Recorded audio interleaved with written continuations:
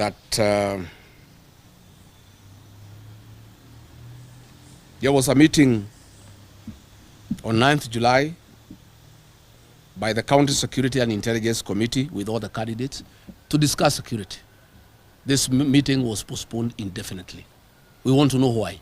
Again, 80% of all police officers from Kalou and Nyandarua have been transferred out of the county and new ones brought. Why? Again, we want to find out why has IEBC decided to shut down the voters' register before the Kalou by-elections.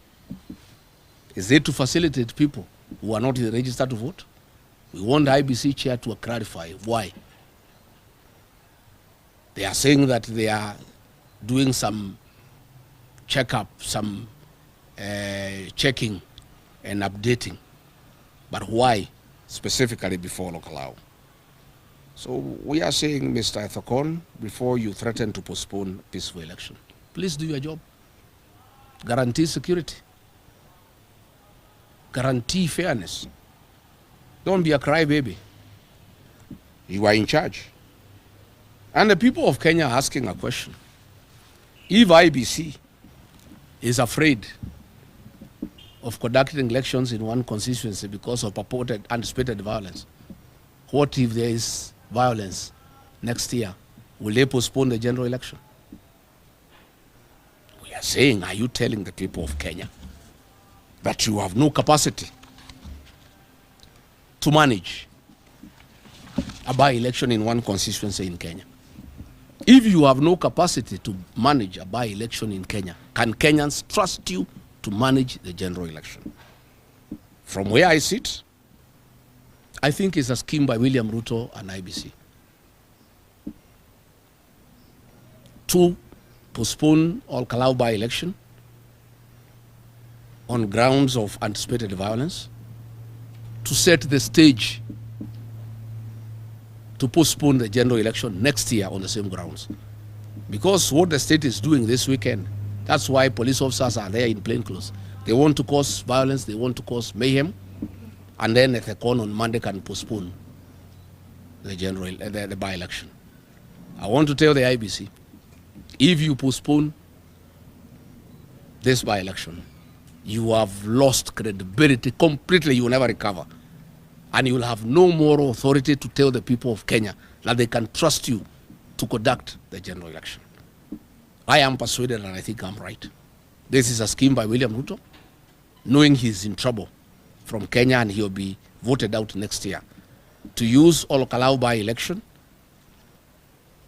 as a precedence where they postpone the by-election on account of perceived unanticipated violence, and then next year the government can cause violence across the whole country, and then the IEBC commissioners can say, just like we did in Kalou, we are postponing the general election, and then William Ruto can continue being in office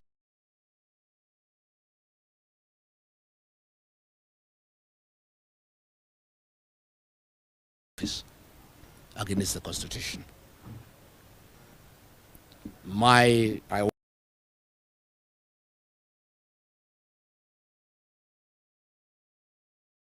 And I want to say, if the IEBC commissioners call off the Kalou by-election, then they have lost the moral authority to purport that they have the capacity to conduct next year's general election, and they must therefore resign from office on the grounds of incapacity and incompetence. And that is what will happen. And we will ask the people of Kenya to demand that they must leave office. This is a very simple by-election. What is this? That you cannot organize good security around one constituency. That you cannot deal with rogue ministers and PSs in one constituency. How can you come and tell us that you can manage a general election if already you are developing cold feet? But they are not developing cold feet. They have been told to postpone Kalou. And for William Ruto, let me also tell you, my brother, because I was your friend once, those people you are giving money to campaign on Kalou want this election postponed because they want more money from you. They are saying if this election is over, they are not likely to get any more money from you. So they are also causing problems in Olokalau, Akina Kiunjuri and others, like in Faith the Tau. Because they are saying you have been giving them too much money. 15 million shillings every day. They are saying they need that money to continue. So they would like the thing to be postponed for another time so that they can continue having money. Finally, I want to call for peaceful by-election in Olokalau. The Olokalau by-election